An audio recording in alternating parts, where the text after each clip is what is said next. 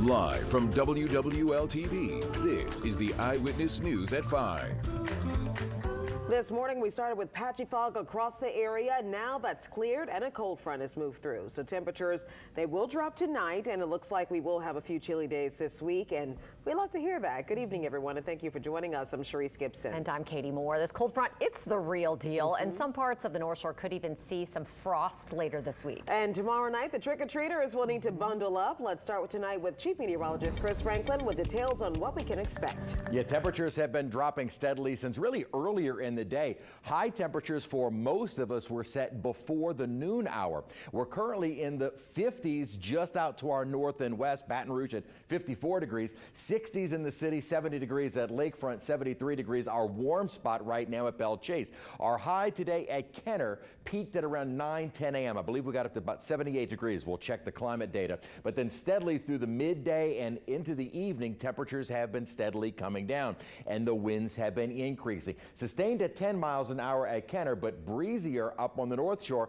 and away from the city at the moment. Those winds will, though, continue to increase. We're expecting kind of a windy night tonight and for much of the day on Halloween. Also for Halloween, clouds are starting to roll in, and we will stay under mostly cloudy skies, although it does look like we'll start clearing out before the trick-or-treaters. And really, when those clouds clear out will determine our high for the day, I think. We may be upper 50s or at the very warmest lower 60s. There was a little rain with that front, but only a few little light sprinkles here and there. May still see some of those earlier in the day tomorrow, but kind of a gloomy look outside at the moment. That's how we're going to start the day tomorrow. And in fact, tomorrow, Halloween will be one of the coldest on record. We'll talk more about that in a few minutes. All right, and that is something important to talk about, Chris. Thank you. It could be, again, one of the coldest Halloweens that we've seen in a long time. And as many of us struggle to pay our utility bills, it can be really scary to think about turning on the heater at this point.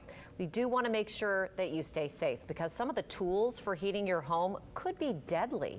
Lily Cummings has the do's and don'ts.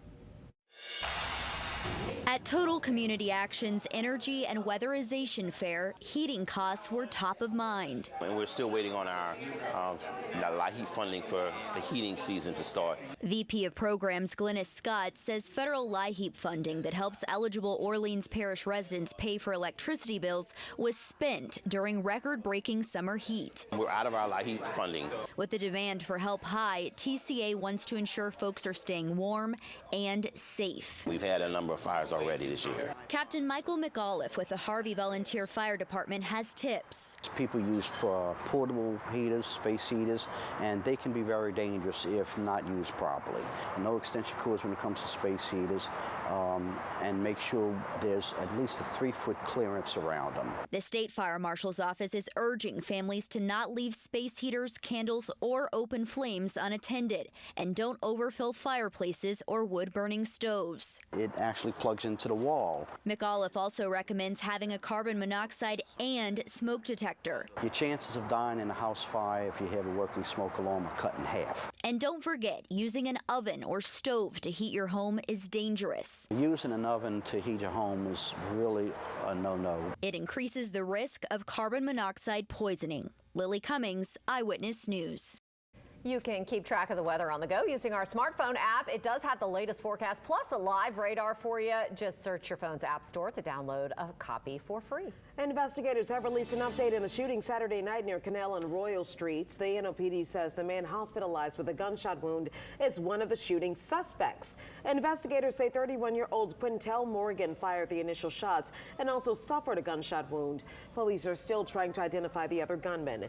Morgan will be booked on charges connected to the shooting when he's released from the hospital. Tonight, we have an alert for part of northern St. Tammany Parish. The village of Folsom is now under a boil water advisory.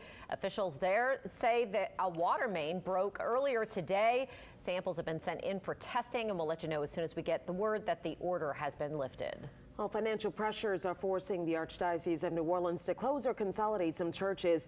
The plan will impact about 10% of its parishes. Paul Murphy reports from Harvey, where 2 church communities are now going through the painstaking process of merging into one.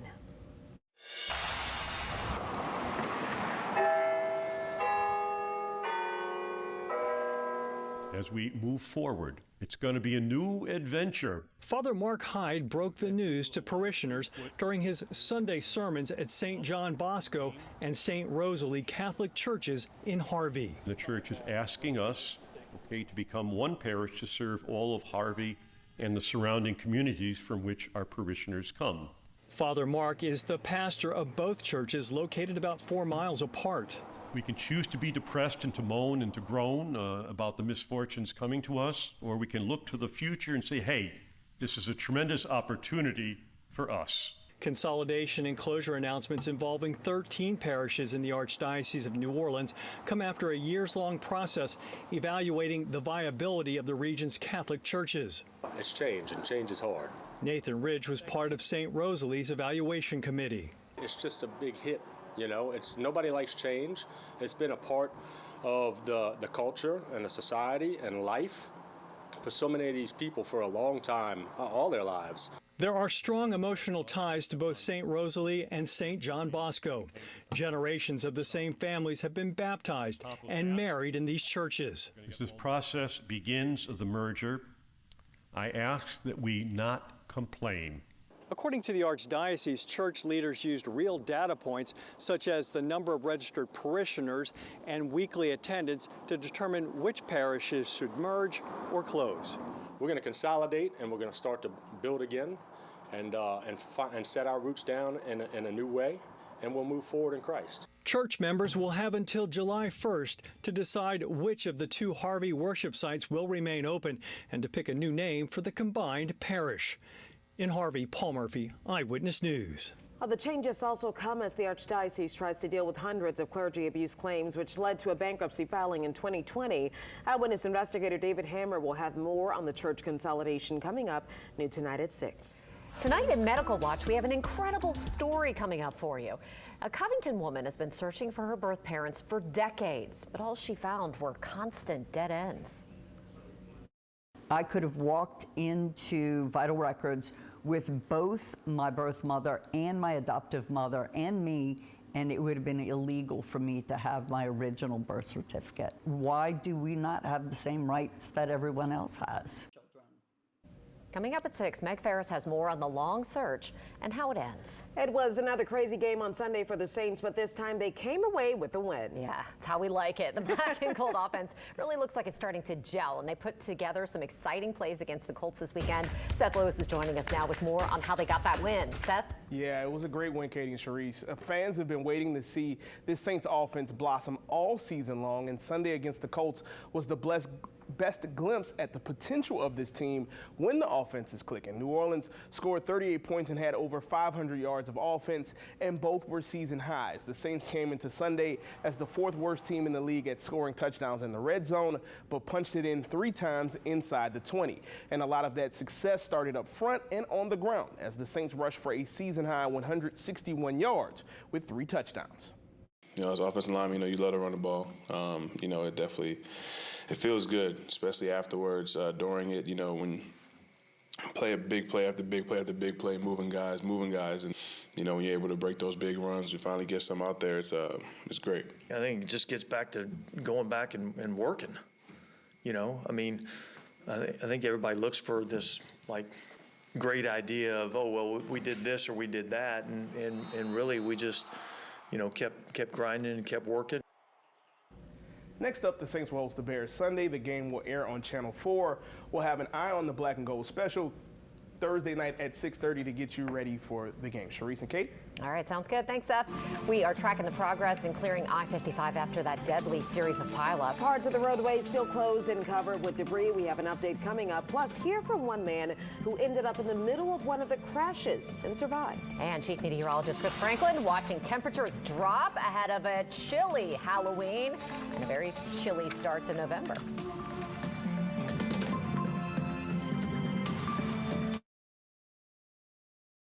Coming up tonight on the CBS Evening News, Israeli Prime Minister Netanyahu says the second phase of the war has begun.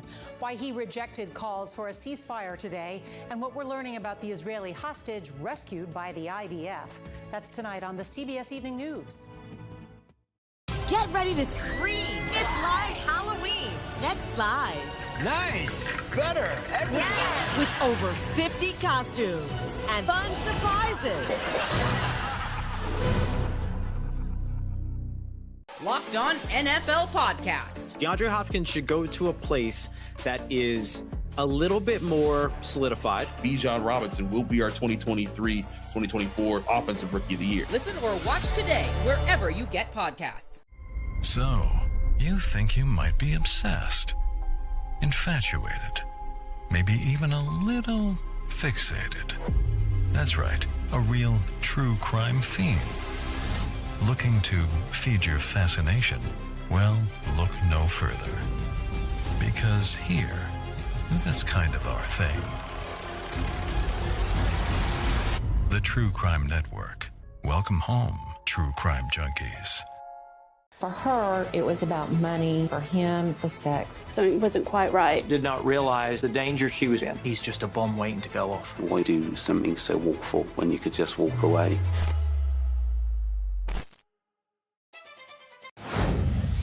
Daily Blast Live is more than a talk show. They're family.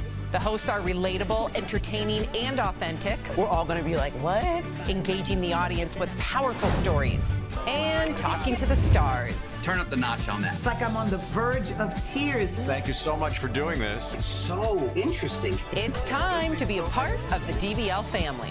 I'm so proud of our DBL Nation. Me too. Watch DBL on our station's streaming app. This incident really rocked our county. They found a fingerprint. I was stunned. The stupid things that this man did. They actually thought they were going to get away with murder. Justice for the victims is the most important thing. You really do this work to speak for those who can't speak for themselves. You've got to make sure that you got it right. Medical examiner's job is always to look for the truth. Truth is always on the body and in the body. Are you skeptical of headlines and what you see on social media? We are too. The Verify newsletter answers your questions, clarifies what's true and false, and even includes a daily fun fact. Go to verifythis.com/email to check it out.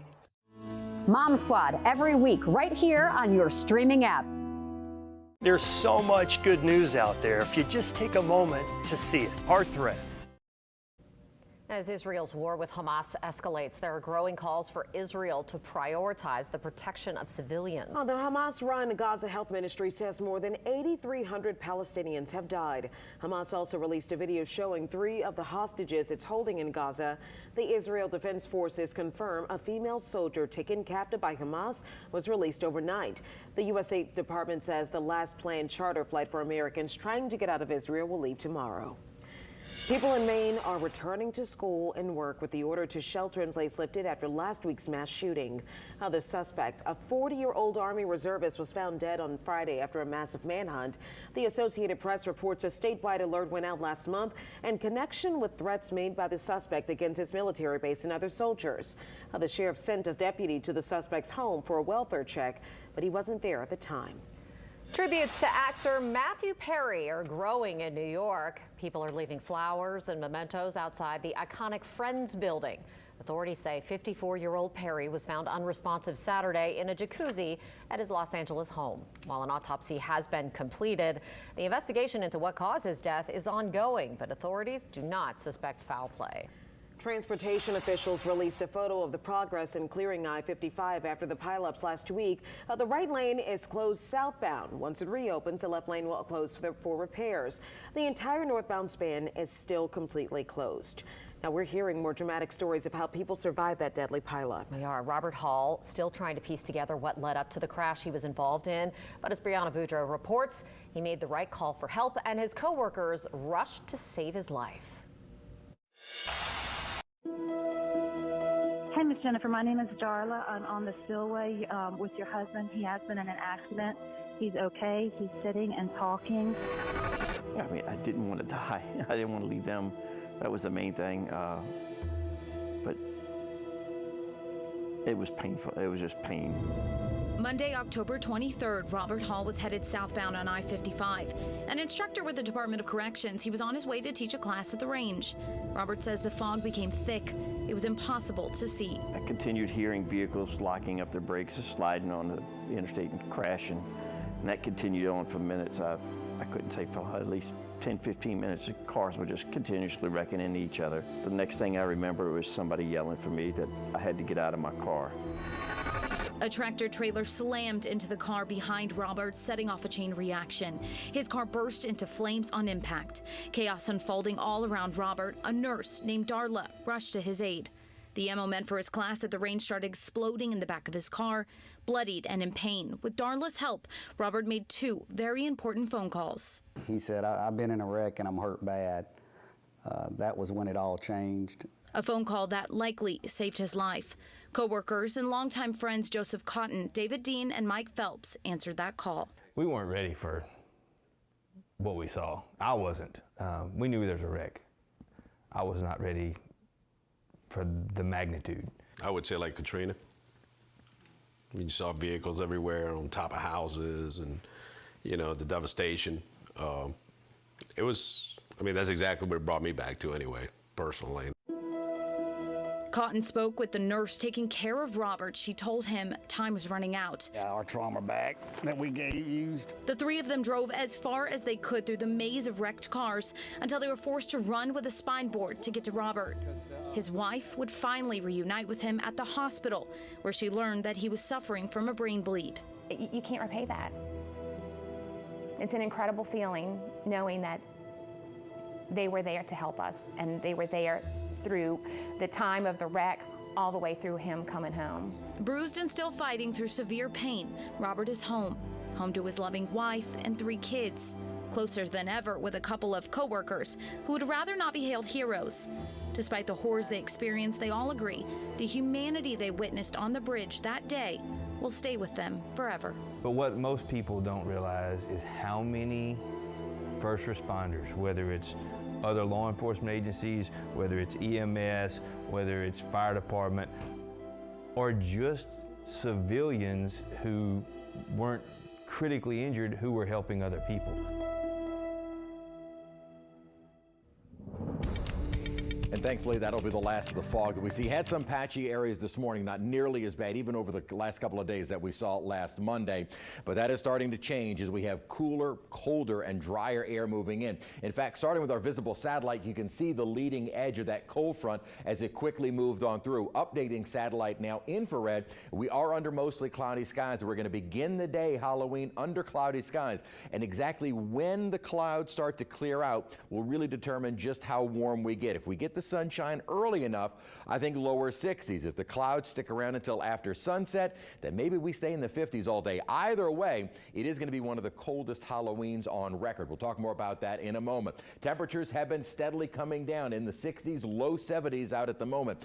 All locations significantly colder than at this time yesterday. Yesterday we also got into the mid 80s, so we are a full 19 degrees colder than at this time yesterday evening, 34 degrees colder than at this time in Macomb, and the winds have been increasing. So not only the temperatures coming down, but when you factor in a bit of a wind through the night and through most of the day tomorrow, it'll feel colder than it actually is. Drier air moving in as well. That's going to stick with us throughout the week, even as temperatures toward the end of the weekend begin to rebound. Mostly cloudy looking out over downtown. 66 degrees our current temperature with a dew point 55, and those values are dropping. Today's high of 78 was actually set at 9:19 this morning. After that, those temperatures began coming down, and it'll be a struggle to get into the low 60s during the day tomorrow. And it actually is fairly rare, looking back at the records, that we have a chilly Halloween. At least in my definition of chilly, say below 69 degrees.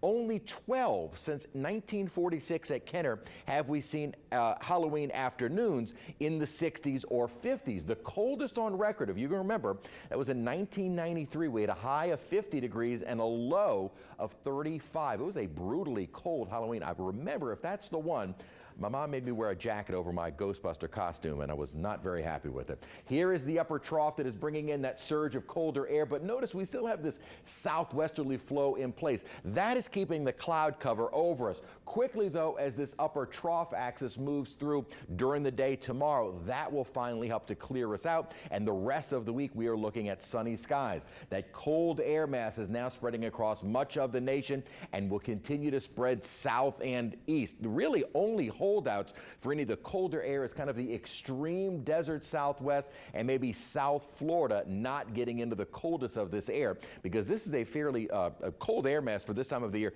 even for our folks up in the northern tier states, as this has a more Arctic origin. Generally, we'll have a chilly afternoon every day through about Friday, staying below average. By the weekend, though, and into early next week, notice the colder air kind of gets locked up to our north, and we will start to gradually see an increase in our temperatures by the end of the week, or by this weekend and early next week. We'll start to see high temperatures back into the lower 80s. Now, our morning lows are going to be getting colder. We'll start out tomorrow morning 40s and 50s. Bit of a breeze making it feel colder than that. Wednesday morning, low to mid 30s on the North Shore, and maybe a few degrees colder than that for Thursday morning. If that is the case, there may be a couple of days that we see patchy frost or maybe even a light freeze north of the lake. By Friday morning, most of the North Shore would not see a frost, maybe, if anything, right along the state line or farther north. As far as a frost goes for tomorrow morning, that is not going to be the case. We're not going to be quite that cold. But for Wednesday morning and Thursday morning, we could see a frost and maybe, especially out in the Florida parishes, a little bit of a light freeze. So we are looking at a couple of fairly cold mornings to start out in November, and then gradually those temperatures will be coming up. At the moment, mostly cloudy skies, and there is a little bit of very light rainfall embedded within that flow. We could see some of that at times overnight tonight and maybe even early tomorrow. What we would see more than anything would be kind of a light drizzle at times. And again, we'll have to watch the timing for when we start to clear out. If we can clear out before the sun goes down, maybe it'll be enough to bump our temperatures into the low 60s. Otherwise, we could stay in the 50s all day on Tuesday. Cold morning Wednesday and Thursday. It'll be a struggle to get up to 60 degrees Wednesday, mid to upper 60s by Thursday. Then we're back to the 70s and low 80s heading into early next week.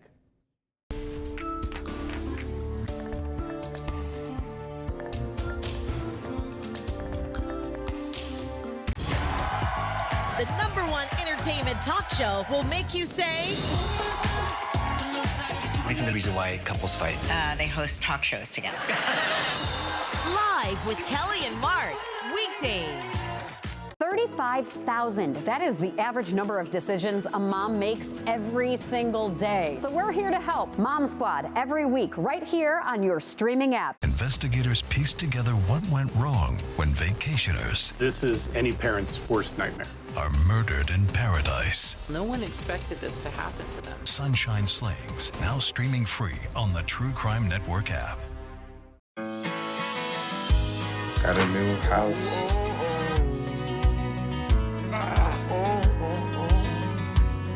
I think I found a place that I call home.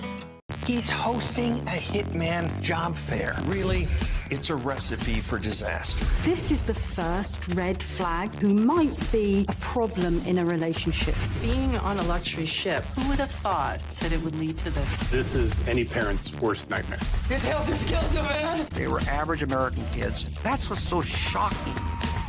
When Armageddon is over, it is we who will survive.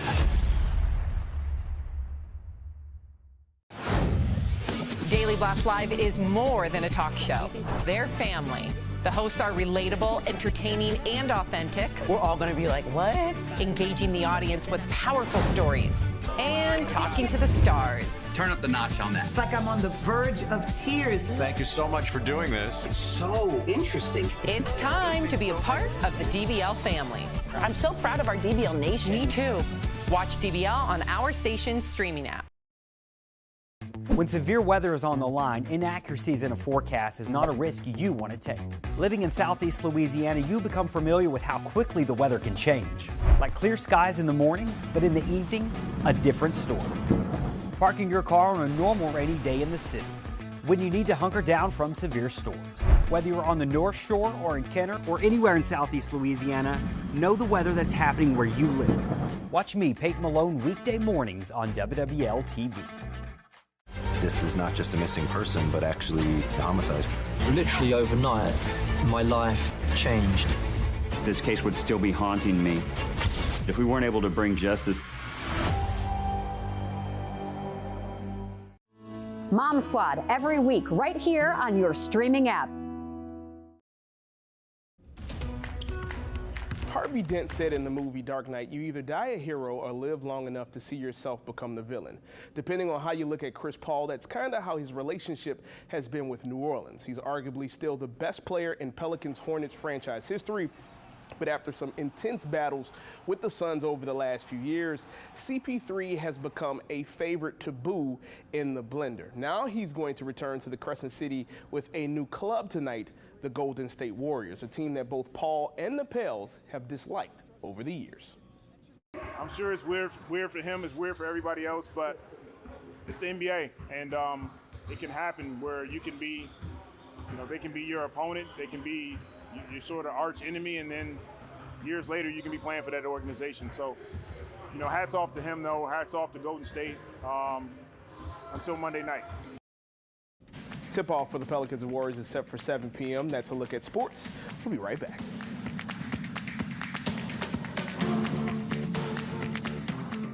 Get ready to scream. It's Live's Halloween. Next Live. Nice. Better. Yes. With over 50 costumes and fun surprises. Get your true crime fix. Dateline all week long on True Crime Network. For her, it was about money. For him, the sex. Something wasn't quite right. Did not realize the danger she was in. He's just a bomb waiting to go off. Why do something so awful when you could just walk away? We want to pull at your heartstrings with heart threads and share stories with hope and joy. Stories about you that remind us we're all in this together. Watch Heart Threads every week right here on your streaming app. Locked On NFL Podcast. Bijan Robinson, in my opinion, is a full meal deal package. I think that he's going to get the ball in his hands a lot from just handoffs, dump offs out of the backfield, but also running really complete routes. DeAndre Hopkins should go to a place that is a little bit more solidified, where the team is a little bit more likely to compete, because the Patriots are not that. The Tennessee Titans are not that. Listen or watch today wherever you get podcasts. When severe weather is on the line, inaccuracies in a forecast is not a risk you want to take. Living in Southeast Louisiana, you become familiar with how quickly the weather can change. Like clear skies in the morning, but in the evening, a different story. Parking your car on a normal rainy day in the city, when you need to hunker down from severe storms. Whether you're on the North Shore or in Kenner or anywhere in Southeast Louisiana, know the weather that's happening where you live. Watch me, Peyton Malone, weekday mornings on WWL-TV. You really do this work to speak for those who can't speak for themselves. You got to make sure that you got it right. Medical examiner's job is always to look for the truth. Truth is always on the body and in the body. If you're looking for great local programming and more, you found it. Welcome to our streaming channel. Here you can catch up on all the latest news, weather, and sports you need. Countless hours of fresh, original content you can watch at any speed. To stay up to date on what's happening above you, around you, or around the world. Stay in the national know or binge watch your own backyard. Stream everything you love about local, plus so much more. Mom Squad every week right here on your streaming app. Now, the all-time record coldest Halloween was 1993, and it was only 50 degrees. Not quite that cold, but one of the coldest on record. It actually is rare that we see high temperatures only in the low 60s on Halloween, and it may even stay in the upper 50s. Very chilly weather for the next several days. We are looking at some patchy frost on the North Shore Wednesday and Thursday morning. That's going to feel really cold because it felt like summer last week. Yes, we were 86 yesterday, so we're going to freeze. Yeah, it'll be chilly. My allergies are not catching up, I confirm. Right. Yeah. Good luck after this week. For sure. All right, just make sure you bundle up and be careful. Yes. All right, that is our news at 5. Thank you for joining us. We'll see you back here in a half hour at 6, but first, the CBS Evening News.